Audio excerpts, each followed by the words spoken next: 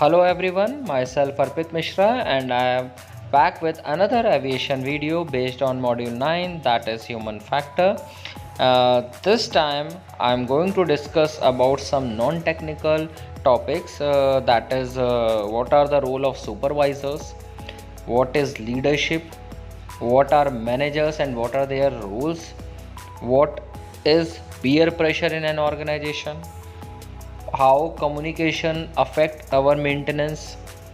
Apart from this, how physical environment affect the maintenance, and then we will also see what is the importance of this human factor in our aviation maintenance, and also peer pressure in an organization. So there are several topics in this particular module which I am going to share with you.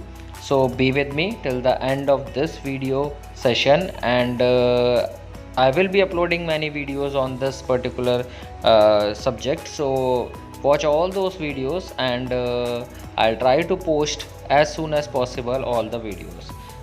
So let's get started. So now let's discuss about clear delegation and role definition. It is another characteristic of team.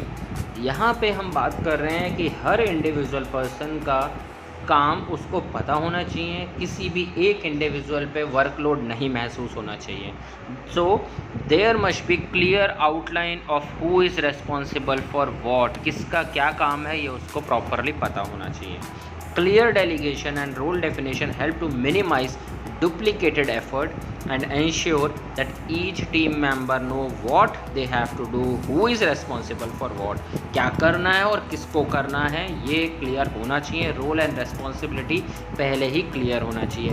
This would be the task of a leader और a supervisor. He has to ensure that the each team member is getting understood about the task.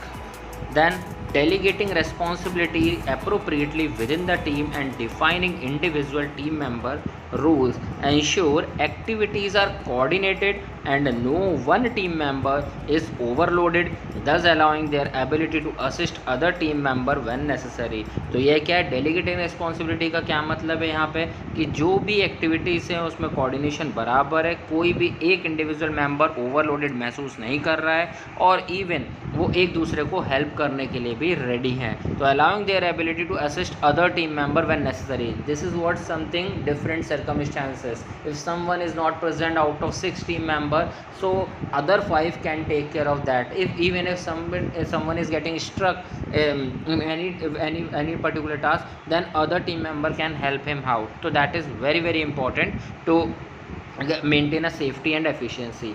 Delegating responsibility and defining roles also ensure that the team member have the capability to monitor each other performance and provide support as required. तो delegating यानी कि responsibility का distribution और उसका individual का role बताना ensure करता है कि जो टीम मेंबर है have a capability to monitor each other performance, एक दूसरे की परफॉर्मेंस को भी देखते रहना है और एक दूसरे को सपोर्ट भी करते रहना है कि कहीं कोई अटक तो नहीं रहा, और अटक रहा है तो क्या मैं उसकी मदद करके ये काम को निपटा सकता हूँ. Then moving ahead, clear operating procedure, that is another characteristic of a team. So now having standardized operating procedure means all member of a maintenance team know what is expected and how a task should be carried out. तो क्या expect किया गया उस गोल को achieve करने के लिए और कैसे करना है उसको अचीव, ये इनके लिए एक प्रॉपर प्रोसीजर्स हैं, तो वो सबको क्लियर होने चाहिए. Standard procedure should be followed. Then and also what the other member will be doing in accordance with those procedures. बाकी टीम मेंबर का भी, यानी कि एज ए लीडर और एज ए सुपरवाइज़र भी मुझे पता हो, ईच जो टीम मेंबर है उसको भी पता हो. तो ये सबके लिए इम्पॉर्टेंट है कि क्या एक्सपेक्ट किया जा रहा है वो क्लियर होना चाहिए बंदे को, और कैसे करना है वो भी क्लियर होना चाहिए. Clear operating procedures are the hallmark of a well organise and efficient organisation. तो क्लियर ऑपरेटिंग प्रोसेस मीन्स एक स्टैंडर्ड प्रोसीजर है, वो एक ट्रेडमार्क है एक वेल ऑर्गेनाइज और एफिशिएंट ऑर्गेनाइजेशन. इसीलिए एएमएम को रेफ़र किया जाता है किसी भी मेंटेनेंस को करने के लिए. वो एक स्टैंडर्ड डॉक्यूमेंट है जिसको रेफ़र करके आप इंश्योर कर सकते हैं कि हाँ यार ये पार्ट पे ऐसे काम करना है. ठीक है. ये बहुत इंपॉर्टेंट है, उस पर्टिकुलर सिस्टम की प्रॉपर नॉलेज प्रोवाइड करने का काम एएमएम करता है। They provide a base line of how personal will carry out a given procedure and encourage consistency in team performance. तो एक तरीके से ये ट्रेडमार्क के साथ साथ एक बेस बना के रहता है, यानी कि बेस लाइन कि how personal can carry out a given procedure, कि कैसे वो बंदा काम को अंजाम दे सकता है with the help of these operating procedure if he is aware of these standards and encourage consistency in a team performance. तो क्या है, कंसिस्टेंसी रहेगी परफॉर्मेंस में, मतलब परफॉर्मेंस कभी स्पॉइल नहीं होगा। ठीक है, तो इस स्लाइड में हमने बात करी कि कुछ स्टैंडर्ड प्रोसीजर्स हैं जो ये बताते हैं कि क्या उस कॉमन गोल को अचीव करने के लिए करना है और कैसे करना है। ये हर टीम मेंबर को पता होना चाहिए। उसके साथ साथ क्या हर टीम मेंबर उस स्टैंडर्ड प्रोसीजर को जानता है, नहीं जानता, क्योंकि ये जो प्रोसीजर है ये एक ट्रेडमार्क की तरह काम करते हैं कि कहाँ पे हर उस ऑर्गेनाइजेशन में जहाँ पे सेफ्टी और एफिशिएंसी इम्पॉर्टेंट है।